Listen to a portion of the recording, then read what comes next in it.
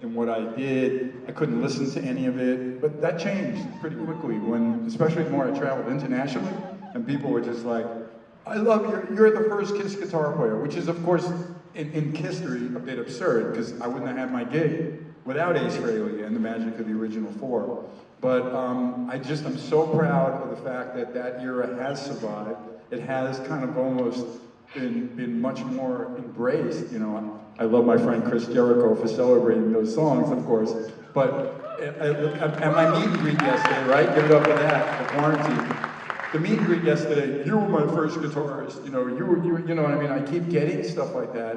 And I gotta say something that connects to Bob very well, okay?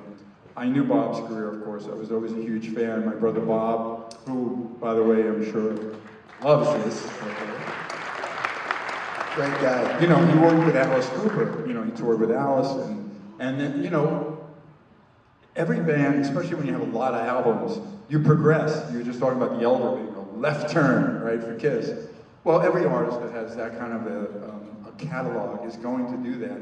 So now, even in my years, my years were pretty defined by, we were doing hair metal, rock and roll, but good stuff. It's still cool and Gene driving the bus, you know what I mean? And all of a sudden, we realized we got to do a great record. Maybe Bob Ezrin could be involved. And then I'm hearing this, Bob. Well, you know, he did Destroyer. He also did The Elder. It was like, yep. Oh, maybe that's not a great. I'm like, Bob, I want Ezrin. You know what I mean? And of course, we chose working with Bob. It was a magical experience for me. Revenge.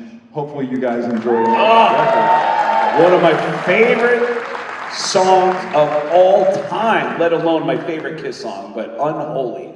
Oh my! I remember hearing that. I don't know what age I was when that came out. I was in my late teens, and I went, holy shit, what are they so mad about?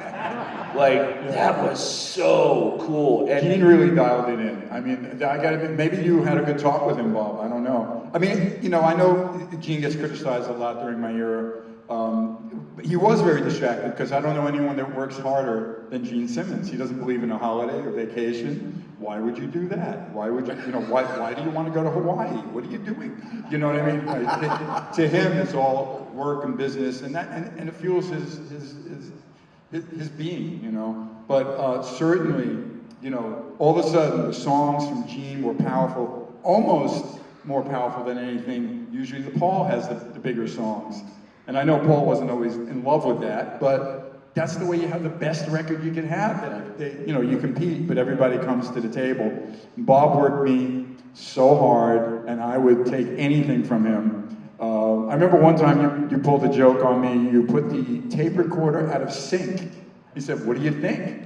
You know, I'm playing, but it's not in time anymore. It's just, I'm looking at Bob. Did I play? What? Right?